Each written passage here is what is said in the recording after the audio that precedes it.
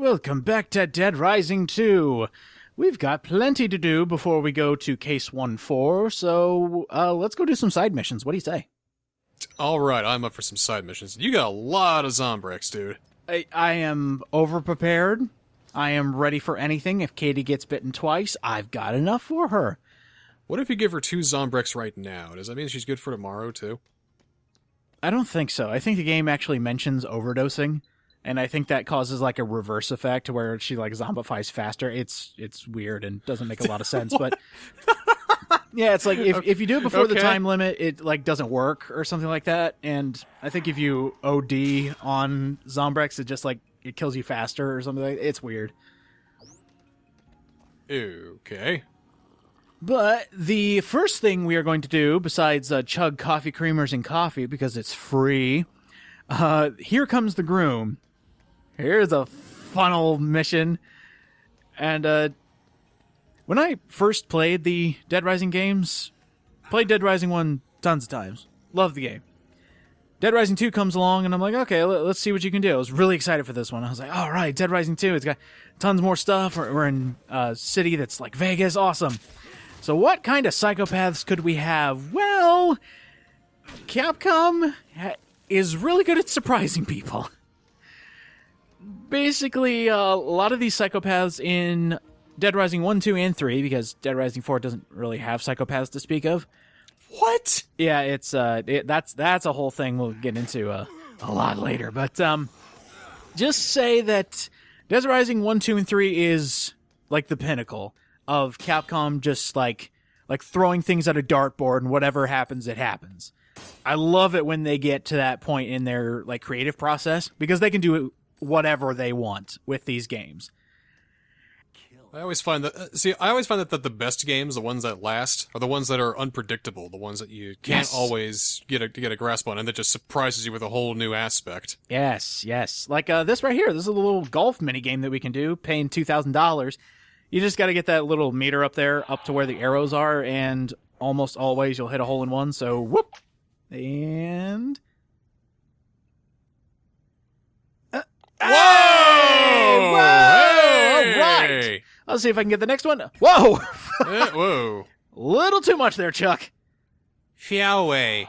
Hey, not bad. I won $10,000 for one hole-in-one, so that's a pretty cool game.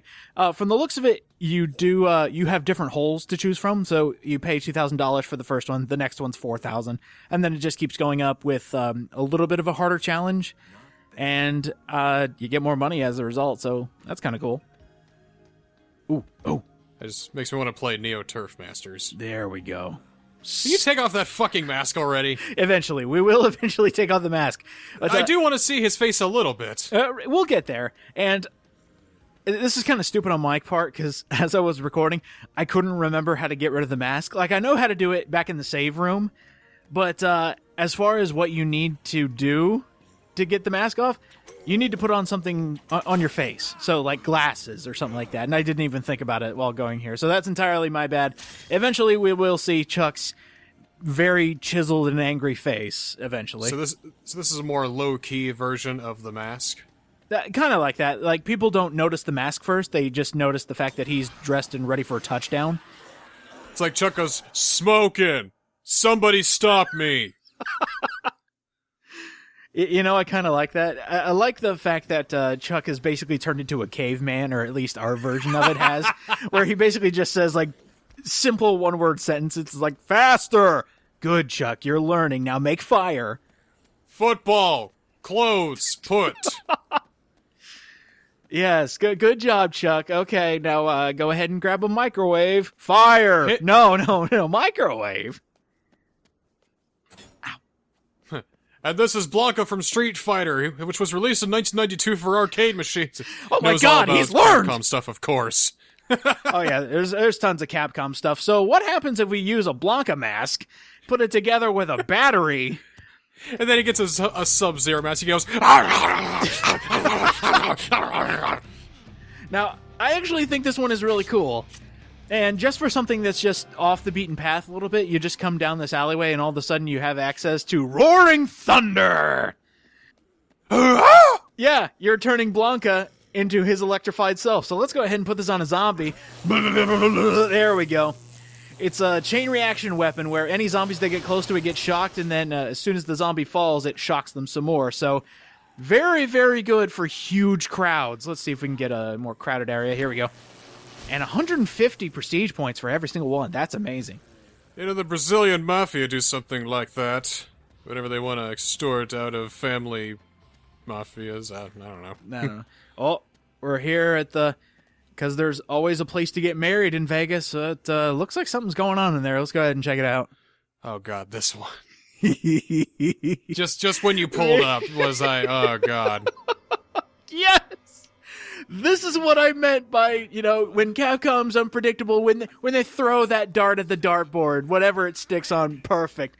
This is what I'm talking about. Slappy, Adam the Clown, this guy, they're just so wonderfully weird that they fit perfectly in this series. I don't know how they do it. Like, I don't know what's weird, the fact that he's clearly a touched individual, or it's the cat gimp suit. I'm not sure. I would think it's a combination of the gimp suit and the fact that it has, like, pig ears, so maybe he's like... Oh, and he's also wearing a pig head on his crotch, so maybe he just considers himself a pig. Could be worse. Could have a fedora. I mean, then I'd have to kill him, whether he's innocent or not. He just has to die. Cut to the end, yeah. He's getting off on the revving of the chainsaw. Oh my.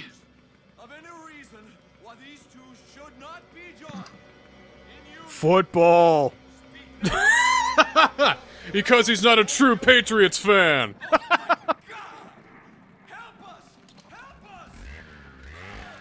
Oh, no! That took a turn for the worse. Oh my gosh. Chuck might actually be able to catch the pigskin here.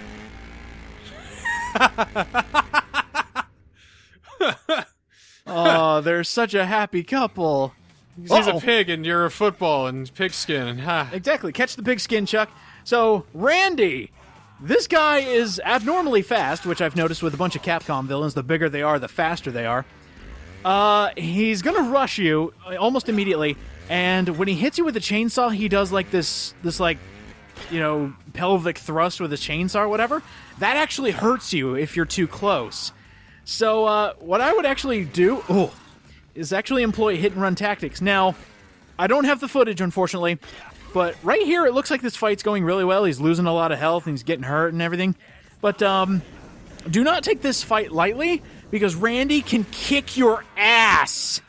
Again, he's fast. If he gets you caught against a wall and does that pelvic thrust thing, you're going to get caught in a loop, and that's what happened to me.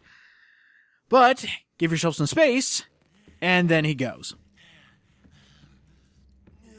See, it's reasons like this there was never an XFL Season 2.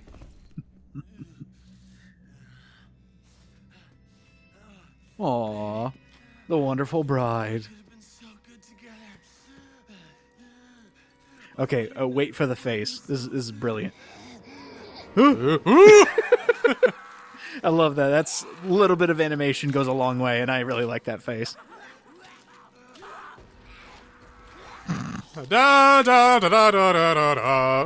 And what does Chuck have to say for a one-liner? Football. You may need to kiss the bride. Kiss! Go Packers! No, Chuck, stop! Alimony. Gift. Okay? Question mark? Chuck's learning. There we go. Come on, Danny. I'll take you back. And your special reward for beating Randy is actually his giant pink fluffy chainsaw. And I think it actually does have a different name besides regular chainsaw. And we get the sticky bomb as our new combo card.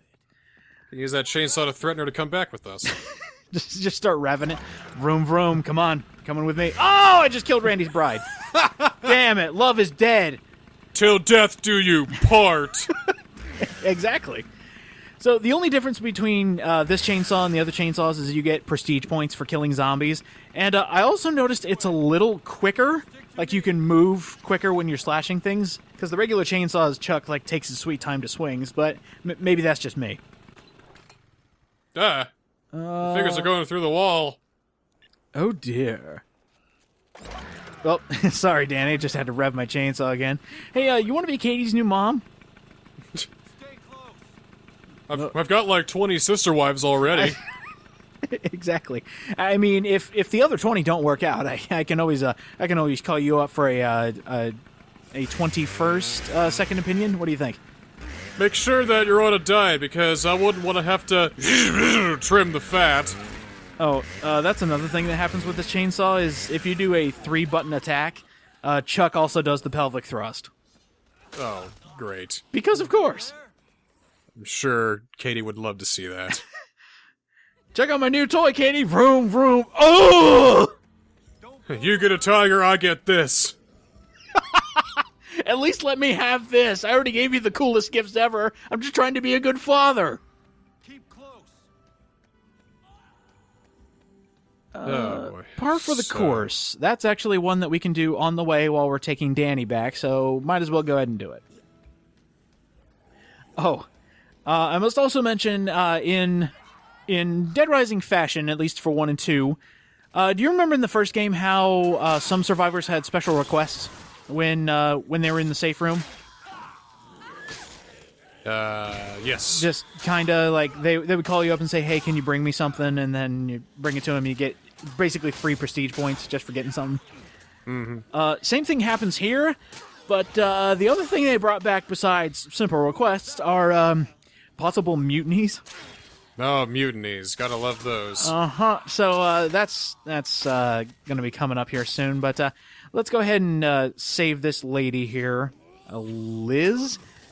Yeah, we need to take out all these zombies before she'll talk to us. Oh, Why is it par for the course? This is football. Everything is football. Everything. What kind of football is played with the stick? Football. You just start asking Chuck sports questions, and every answer is football. It's like football with a stick and a small ball instead of a football. It's just like football, then. So, Chuck, this is a game called air hockey, and what you do is you take the puck and you try to hit it into the opponent's goal. Is that like a touchdown? Yes, Chuck. It's like a touchdown. I'm thinking he's back to golf. He's teeing off. Hut, hike! And there it goes! Move it. See, Chuck, I think, would be the type of person who tries to put a football on the tee and then try to, make it stand up and eventually hit it.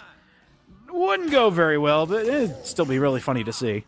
It's funny to see him play volleyball with the football. He goes to spike it, but instead he throws it 20 yards. He goes to serve it. Go long! Oh, basketball. Basketball, he's dribbling the football down the court, and eventually he goes for, like, the layup, but he wants somebody else to do it, so he just goes, go long! He throws it to the basket from the back of the other court. That would be awesome! It's just a Hail Mary, right? Yeah, exactly!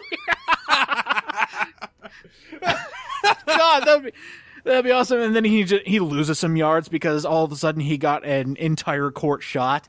How much do you think that would be if he managed to make an entire court shot? Because it's like half courts are 3-pointers, I think. So full quarter. Like, outside that arc, but I don't think there's any point value from half court. I think just a last-ditch effort from when the buzzer goes for halftime. I mean, it'd be cool if they awarded special points for excellent skills like that. It's not like indoor soccer where if you shoot the ball from out far enough, it's 2 points. But that's only in like some indoor soccer rules. But Chuck and soccer. That would not go well. What do you mean I can't pick up the ball? Chuck, it's a foot sport, like football. No, stop. So Chuck starts curling the football, just moving the brush back and forth. And then when he's done, there's a flag on the play. What? What'd I do, coach? I don't think a football would even manage to like stay on the ice. It's too oblong. It wouldn't. No, I think I'm putting way too much thought into this, but I just love the idea of like Chuck the football caveman. Well, as long as he's wearing that, he's a football caveman. Actually, have you seen The Longest Yard with Adam Sandler? Been years. Go back and watch it. He's like the big tough guy who barely speaks. Hey, there we go. We got some glasses on. Yeah, smooth. Smooth. Football. He's the one that can like barrel through all the police officers on the opposing team and just absolutely annihilates them. Da da da da da da. Boom. Da da da da da da. Boom. Da da da da. Football. Imagine Chuck as John Madden. Football, and you see over here, he's gonna do a straight to a fake, and then football. Chuck Madden. Chuck Madden. Chuck Madden. Chuck Madden. And finally, he gets a game series named after him with multiple years in the making. Made by KEGA Sports. Aha! KGA Sports. It's better than nothing. Thank you. I was trying to figure out something, but I couldn't do it in time. Oh, hey, we got a brand new mission somehow, somewhere. So, Steuart's scheme, that's what I'm talking about when it comes to mutiny. So, the only thing we have to do for that one is go back to the safe room and then just talk to him. Steuart's scheme sounds like some kind of children's book. Behold Steuart's scheme. Oh, hey, Mega Man 10. Check that out. Hey, look at that. Never noticed. I don't think I made it absolutely clear, but I went ahead and basically jump cut all the way to Yucatan Casino just so I could show some things off. So here's the Mega Man 10 slot machine. And up here I actually wanted to get the LMG. There we go. Save that for later. Look, more gun! More gun for football. Now it's America. Exactly. And Chuck's going straight American for this one. But the reason I came here to Yucatan just to get this gun, I didn't need this gun in particular, but I do need it for one mission. This next one, this is actually a survivor that doesn't have a mission attached to him, so he's just out in the wild. And I would actually suggest going to get this guy whenever... He's a free agent! Exactly, he's a very free agent. When Steuart's scheme shows up, I would go for this guy. Either that or directly after par for the course is when he'll show up. So he is actually going to be outside Atlantica Casino, I believe, and he won't come with you unless you have a gun. Now, in Dead Rising 1, guns were all over the place. You could just find an officer zombie, kill him, and there you go, you got a gun. But here, it's actually a bit harder to find a gun in Fortune City, even though there's a vending machine full of handguns that you can buy. Hashtag America. This is just brimming with America. Everywhere you look, it's just America, America. Let's go right in America. And head on down to the America and get some hot, juicy Americans. Let's go, America. Excuse me, there's a lot of Americans in the way. America, land of the wow. free, home of America. You slammed right into an America.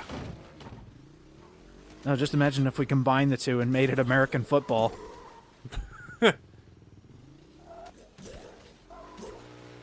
Nope. Don't need to go this way. Oh, what? As you may have noticed, being around Fortune City, I still don't know my way around as much as I knew my way around Willamette. Dead Rising 2 is a game... A mini-map would really help in this case, I think. I think it would, and I will say, I haven't played this game as much as I've played Dead Rising 1. Like, as soon as I got my 360 back in, 07, Dead Rising was the only game I played for about a year. So, yeah. We used to come over to our place and we just played Dead Rising all the fucking time. Exactly. Incredible. Exactly. But here he is, right outside Atlantica, and you got to protect him.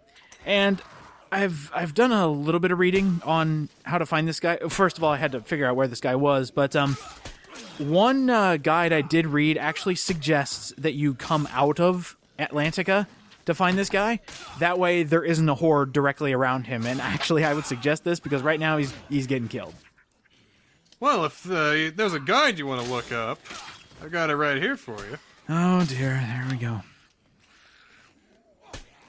So anyway, this guy is Janus. Why don't you look him up real quick? Whoops. But, hey, Apprentice Rising. Oh, God! He just took a defiler to the head! Oh, God, I'm sorry, dude. Oh, cool. Oh, yeah, that Driller combo card that we just got is, like, the silliest thing ever. You attach a spear to a power drill, and it's just like you're making a spinning spear that you can hold in your hand. It's silly. It's gonna tear through everyone. This guy actually has a secondary function that I would suggest saving this guy solely for this purpose, because my guide that I'm using notes from and just, basic knowledge of what I know about this game, combining the two has led me to a route that I have to follow very strictly or else I'm going to miss somebody. And this guy is actually very important to what I need to do. And it's actually for some survivors that I don't ever remember saving, but apparently I have done them before. I just can't remember.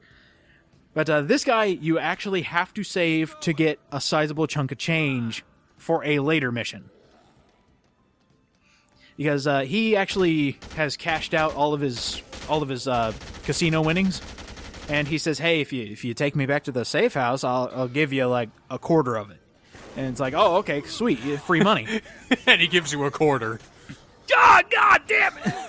I didn't say I won big. I said I won. Yeah, I would definitely suggest on this day, find this guy if you want essentially free money. Just make sure you have a gun on you, or else he won't follow you. So did you find what you were looking for in your precious guide? Yeah. I didn't find Janus, though. What? Oh, really? Yeah. Did I find something that your guide could not? This is like one of the older guides, so okay. there's like no index that I can look up for. I could just imagine if you were looking through that guide and all of a sudden you saw somebody has died, so-and-so has died, and you're going, well, where was that guy? You look at the, what? Yeah, what? Exactly. You look at the last page and it's like, missable survivors. Shit! What? Wait! All the way in the back. All right. So for saving this guy, you get $70,000. And for the next couple missions that will be coming up in the next episode or so, you're going to need over $100,000. So just keep that in mind.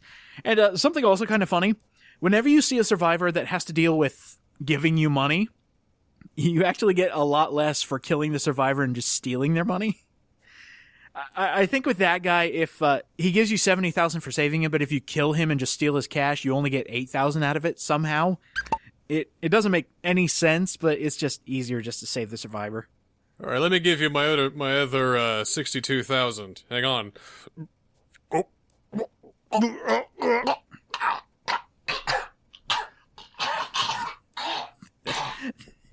It's so gross, dude. There you go. Who should I make the check out to? No one. Gross. So, for Steuart's game, all you gotta do is talk to him. Just constantly press the B button just to talk to this guy.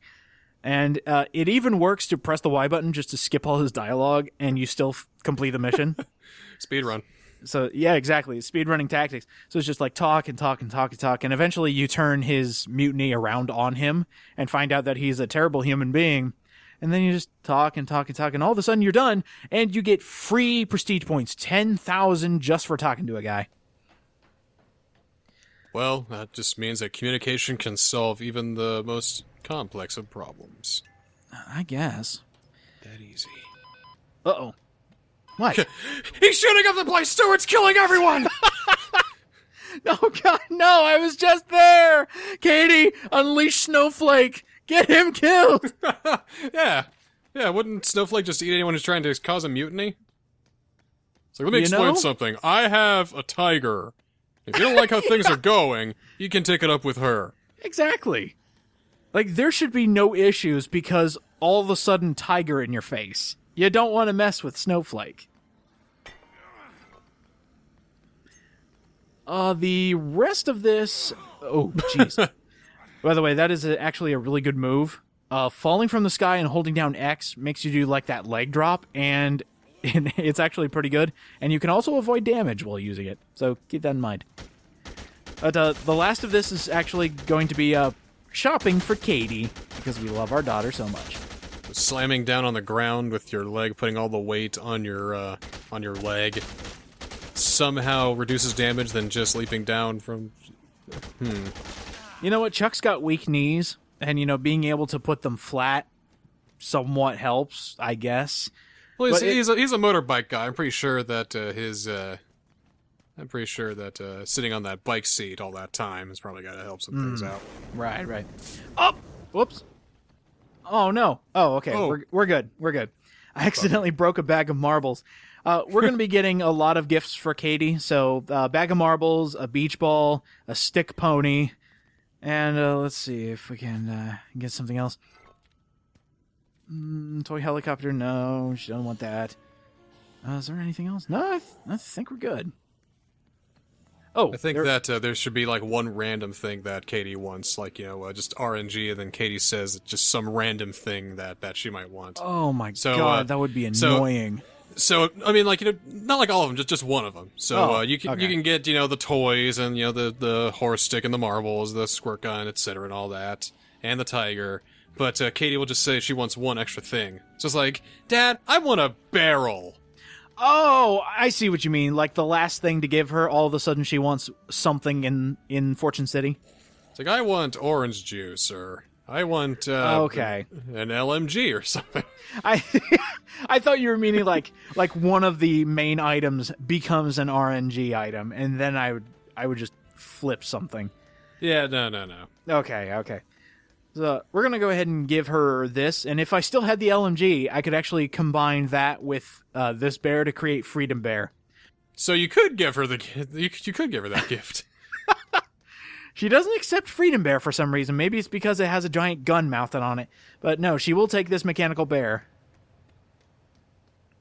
It's heavy. Oh shit, Katie's packing! Oh, She's using a fucking Freedom Bear, dude! Hey, Sullivan. What's up? Just giving my daughter some presents here. you're still a terrorist, you know that. End of story. Okay, here. Here we go. And there is another reason I'm doing this now. We have a very difficult fight coming up here really soon in the next episode. But You're gonna fight Katie? Yes, Katie and Snowflake, the brand new duo that we have to fight. Hey, I'd see it. I It's when you refuse, like, there should be like a yes/no, like, should you give Katie Zombrex? And if you hit no, then you're doomed to lose anyway. But now you have to fight your own daughter. If you die, you lose, and if you win, you lose. You lose. That's terrible. But another reason I wanted to do this is because you get 15,000 experience points per gift. So a simple thing like a bag of marbles. Here you go, 15,000 prestige points. Sweet. Buy your daughter's love to get stronger. I actually had to for this one because I got to level 26. And we got new stock. Next time on Dead Rising 2, we got a bitch of a boss fight. Hey. Sorry. But it was funny.